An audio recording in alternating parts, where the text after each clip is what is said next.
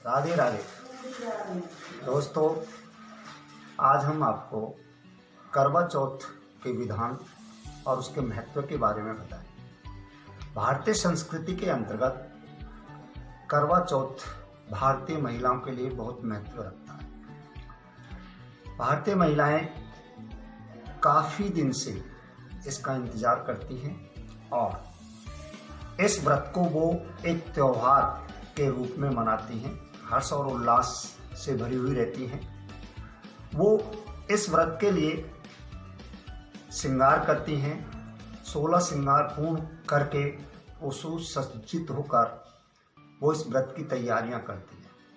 पूरे दिन भर निर्जला व्रत रखती हैं और इस व्रत के अंतर्गत वो संपूर्ण तैयारियां करके सभी औरतें इकट्ठी होकर मोहल्ले, पड़ोस की व घर की औरतें जैसे जैसे उनका जो आगमन बनता है उस तरह से वो इकट्ठी होकर गणेश जी की पूजा करती हैं। दोस्तों, चौथ जो व्रत है वो गणपति का व्रत है और गणपति की पार्थिव देह है उसकी पूजा होती है। गणपति के साथ में चौथ माता की पूजा होती है। दोस्तों, महिलाएं इस दिन जो व्रत करती हैं, किस विधि से करती हैं, वो पूरे दिन भर निर्जला व्रत रखती हैं। 4 बजे के समथिंग वो एक लकड़ी का पट्टा लेती हैं, लकड़ी के पट्टे पर स्वस्तिक चिन्ह बनाती हैं, उसमें हरी दूब का आसन लगाती हैं और गणेश जी की पार्थिव देह मिट्टी वो रखती हैं। उस पर रोली मोली चावल लगाती हैं और पुष्प चढ़ाती हैं, धूप दीप से आरती करती हैं। फिर उसके बाद में वो हाथ में पुष्प या अक्षत लेकर कथा सुनती हैं। वो कथा गणपति और चौथ माता की सुनती है। उसके बाद में जैसे ही कथा उनकी संपूर्ण होती है, फिर वो सूर्य नारायण भगवान को अर्घ देती हैं और आपस में एक दूसरे के वो पैर या राम राम करती हैं, सबको आपस में आशीर्वाद देती हैं। जब पूजा करती हैं उस समय सभी औरतें चौथ माता के लिए श्रृंगार सहित उनको वस्त्र अर्थात साड़ी और ब्लाउज व चूड़ा वो उनका चढ़ाती हैं और व्रत के समय गुड़ और एक मिश्री का जो करवा होता है, जिसको हम चीनी की चाशनी बनाकर उसको बनाया जाता है, तो खांड का करवा बोला जाता है, वो उसका पूजन करती हैं।